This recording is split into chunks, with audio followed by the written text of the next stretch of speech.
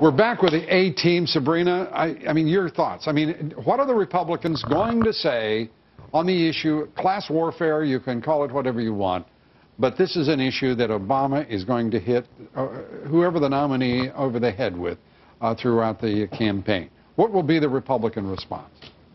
Well, I think that, yeah, you're right. It is a big threat because the president has been framing it in terms of fairness. That's what we heard at the State of the Union, and that's a problem for Republicans. But I think if they can try to refocus people's attention on getting back to American basics and remind people that when you have things like Obamacare, you're actually losing freedom, you're losing choice, you're losing responsibility, you're losing control over your life, that they can get voters to side with them.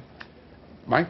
Yeah, what one person calls class warfare, the president calls common sense or fairness.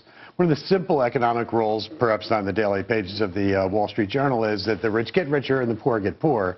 People can get their arms around that. When they see Mitt Romney paying under 14% of his income, they say, why do those rich people always get the breaks? What about me? I think it plays into the psyche of the public right now. Go ahead.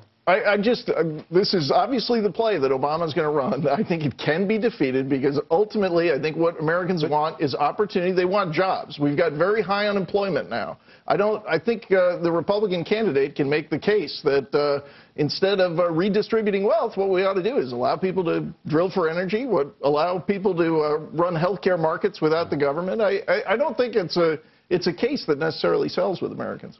That's right. More freedom, not less. I think ultimately people recognize that they need, and that's what I think West is responding to. That people realize that if they have more freedom, they can make the choices they need to in their health care and their education. But what we need to evening the playing field doesn't mean that people who have wealth like Romney should get special tax privileges. I want to just say this to all of you, and this is heartfelt. It's insincere.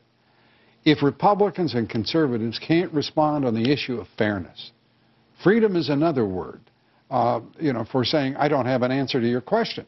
And I don't believe the nominee, whoever he may be, had better play that game without a lot of thought and care. We're going to continue this discussion here on the Lou Dobbs Tonight Show. Stay with us throughout. We're going to be talking about it for days and weeks to come. That's it for us tonight. We thank you for being with us.